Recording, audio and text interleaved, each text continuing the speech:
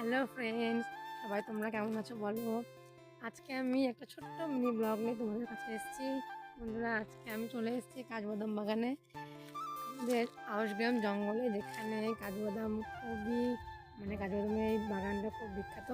দেখো আমার চারপাশে এই যে এগুলো সব হচ্ছে কাজবাদাম গাছ। বন্ধুরা, যে কাজবাদাম আমরা 800, 900 এবং 1000 টাকা করে কিলো করে খাই বাইরে, সেই বাগানে আজকে আমরা চলে এসেছি ঘুরতে। আমার পুরো ফ্যামিলি নিয়ে, আমার ছেলে মেয়ে সবাইকে নিয়ে। দেখো ওরা ওই যে যাচ্ছে হেঁটে হেঁটে, এই যে বন্ধুরা ওরা ঘুরতে যাচ্ছে। আমি এখানে আমাদের সবাইকে কাজবাদাম গাছ দেখাচ্ছি। বন্ধুরা, এই সেই জায়গা, এখানে দেখো ওই জায়গাটা থেকে, ওই যে জায়গাটা, ওখান থেকে বাগানটা শুরু হয়েছে। আর সেখান থেকে ওখানে আমরা সেখান থেকে শুরু, সেখানে আমরা দাঁড়িয়ে আছি এবং এর শেষ অনেকটা দূর। বাগানটা অনেকটাই বড়।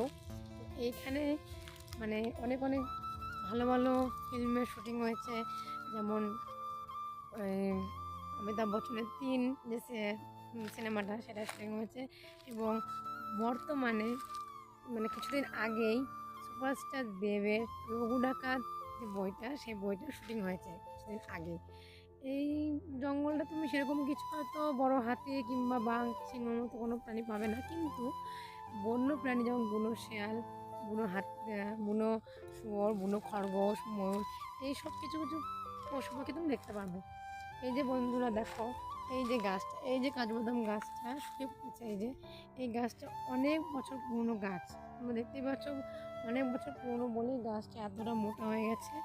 এবং এই গাছটাকে আমি এখানে আসলাম, এই যে গাছটা দেখছো তোমরা, অনেক মোটা গাছটা, এই গাছটা খুব বড়।